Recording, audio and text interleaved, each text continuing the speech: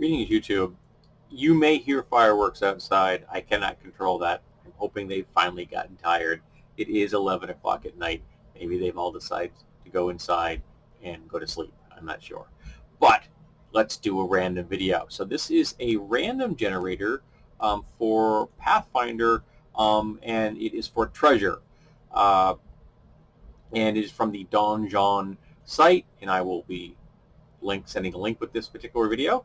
And this is, again, Pathfinder random treasure generator, and I told it to generate 2 hordes. And I set it at 15th level, medium complexity, 50% not coins, so stuff other than coins. So you get some variety in here and some bulk trade items, which is what would be caravan, for example, that might have been picked clean. Or over time, they're going to be carrying things from point A to point B. Caravans just don't usually move money and gems. They move stuff. So you're going to end up with stuff. Some, of course, would have been spoiled in the process of acquiring. Some would have been consumed since it was for acquired. But still, some is going to be left over because, again, if you're going to acquire treasure from some kind of a nefarious method, you need to move that stuff to make money. So we're going to look at these 2 treasure hordes, and let's see now. So the first one is got coins, just some. They go platinum. There's 230 platinum, 141 gold, 6 silver, and 8 copper. I don't use that system. I use gold, silver, bronze, and copper. But you get the same idea. Then a bunch of gems, and again, they all on GP. I would just have them in CP under SP for silver. The most expensive being a rather pricey 500 GP gold piece, rather aquamarine, which is kind of interesting. I actually have a zircon in here. Zircon's a natural. Is a natural gem, isn't it? I think it is.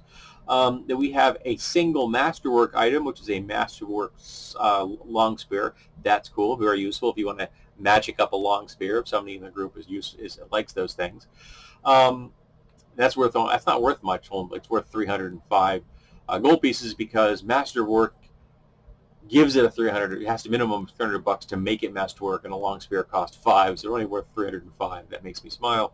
Now we have some magic items. We have a heavy magic shield, which is a +1, and it's poison resistance. That's kind of cool, and that's our top item here. That's kind of cool. Maybe the group that has it in their treasure doesn't know it's magic, or maybe they do. Maybe the guy just knows it's a good quality shield or group. Maybe the leader is using this thing as for their own purposes, and so the party is actually going to be extracting some of these items from the individuals that have them. We have a Javelin of Lightning. Now this is 1,500 gold pieces, and a lot of these, magic items you might find are disposable. I never liked the idea of completely disposable. If you're going to have disposable javelins and stuff, I think they should be much less expensive. They are like potions and scrolls, as opposed to if you have a more permanent, which you throw it, it does this lightning thing, but then it is still available to get back. It's the same way you can get back any javelin you throw. So that's up to the GM to make that call. Potion of Guidance, that's not worth much. Scroll of Grease, that's handy. A spear +2, that's the big item here. A +2 spear, 8,300 gold pieces, and 8,302. The 2 is the cost of a normal spear. The 300 making it masterwork, and 8 grand to make it +2. And then we have a +1 tower shield. So if you got a fighter in your group who uses a tower shield, they're going to be very happy to get that. Then we have Salvage. So we have things like a 49 amphora of vinegar. The party's probably not going to take those. Maybe they take 1 if they like to use vinegar, or maybe for potions or magical stuff. We have 10 artisanal tools. That's cool because depending on which type of artisan crafting class it is for, they can be used by the group itself or just be sold, and those probably don't take up a lot of space or weight. We have a bag of 20 sling stones, big whoop, but again, it's a consumable. Bag of common spices, consumable. Bag of iron nails, possibly useful. A ballista. They're probably not taking that. Maybe they have some way to transport it, because I did set this at 15th level, so maybe they can actually transport that somewhere for use at a later date. A bolt of linen, that's not worth much. A bookcase, that's kind of interesting. Now, I actually read a book once called the book, was it the Book of Books? I think it was, I can't remember, but it was a book about the evolution of books and how books were stored. So it was quite fascinating to talk about how books were kept, how they, in the early books, because they were so valuable, they would actually be in libraries and chained to the table so people couldn't take them out, that kind of thing. How bookcases were sometimes they were transportable, because a person's entire library might only fit a box the size of my keyboard, because books were rare. This is obviously before the advent of the printing press. So maybe this is that type of bookcase. Alrighty, so what else we got? 12 times carriage. So disassembled carriages, maybe useful.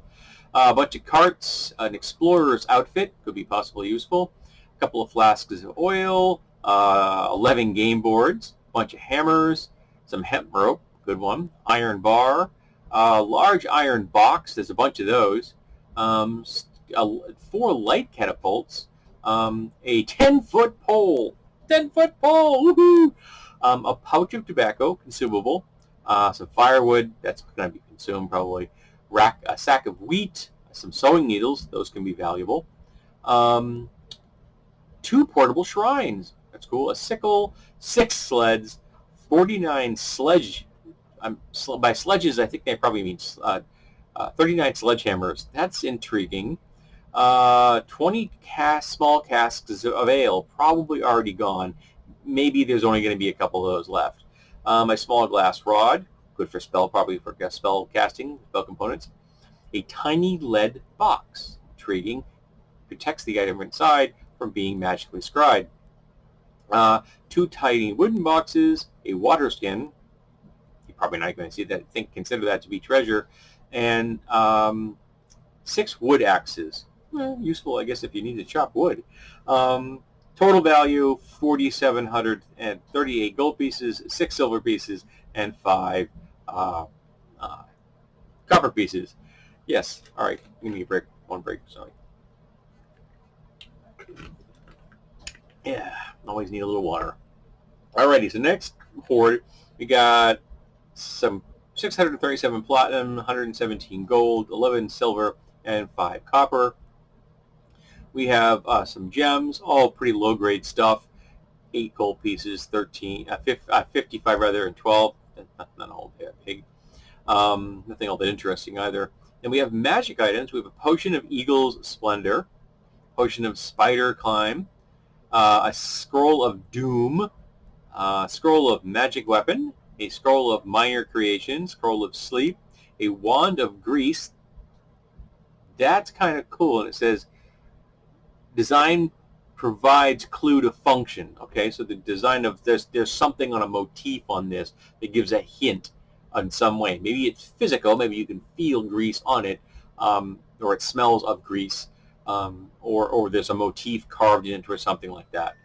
And a wand of inflict moderate wounds. That's the big item right there at 4,500 gold pieces. Then we get into more salvage. So we have more amphoras, but this is 9 amphoras of common wine. Could already be gone, but maybe the people that took it didn't drink it all, or this is what's left over. Some more nails, 6 ballistas, 40 barrels of oil. Now, that's going to be not all that portable, but could be useful if you need to replenish your supplies. You just tell them, okay, you can replenish all the oil flasks you want right now. A bunch of benches, a bottle of brandy wine, that's kind of cool, a bottle of olive oil, 6 boxes of candles, 11 boxes of charcoal, another explorer's outfit, a bunch of lamps. So there you go, there's the oil. A large cage. Now that's cool. What's in the large cage? There's a good adventure hook right there. Large wooden chest, which obviously is probably holding a bunch of this garbage. Some like catapults, a loom. That's probably going to be a small portable loom, obviously. But they can be very small. Loom can be. There are looms that were used by nomadic people, so they were very portable. And it's also one of the reasons that a lot of the things that were produced by nomadic peoples weren't large pieces of cloth, because the looms they carried were only limited, so they could not make really wide sections, so that affected how they produced their own clothing and equipment. Some merchant scales. Are they honest scales? And anybody in the group difference. A bunch of round tables, a sedan chair, more sewing needles again. No, it says sewing needle. Just one? I don't think you're going to... Oh, that's weird. Some shears, a bunch of sleds for some reason, a single sledge, a small cask of oil, a small cask of pickled fish, cool, a small glass rod, more glass rods, a small magnet, magic component, magic spell, 2 more tables, 2 trebuchets, wow, a vial of ink, and lastly, 3 wedges of cheese. So probably big wedges of cheese. Maybe this is the remnants of an actual large wheel of cheese, and wheels of cheese can be very large. The total value of that one is, how many orders did I generate? I thought I only ordered 2. They didn't generate me 4. I'm not going to do 4 of these things. We're only going to do 2 of these things. The total value is 24,417 gold pieces, 8 silver pieces, and 5 copper pieces. I don't know why it generated, so I only told this to generate 2, and it generated 4. Was it 4 it generated? 5. It generated 5. Maybe I put the data entries in incorrectly, but regardless, I'm only going to do 2 of those. You can do random ones of your own, but I find this interesting because I think it gives more depth than just saying, okay, you find this, this, and done. If you have this kind of a list, you can tell that there's just stuff. You know, because again, if they're raiding caravans or villages and things, they are going to go after the small portable stuff. Yes, you know, gems and monies and things like that are very fungible, very easy to get rid of, but they're also going to go after things that they need for survival and consumption and comfort. And they are going to be going after the things that they can then sell to make more money. So make the treasure in your encounters feel real. And this kind of a thing makes it so much easier. It is much easier to take a list like this and change a few things than have to try to come up with one of these things on your own, because I'm going to guarantee you the first one you come up with will be pretty cool. But by the time you're doing the 5th one, you're going to be repeating yourself, because you're not going to be able to get out of that headspace. You're going to be doing the same thing over and over. Obviously, this one's going to do some of that as well, but there's enough difference that you could pick a bunch of these and pull out what you like and ignore the rest. And maybe you don't need to put down the really mundane items, but maybe you want to put down some. Like, for example, there's a bolt of cloth in there. What if that bolt of cloth is in a light sealed container because it's from the drow? Light hits it, it disappears.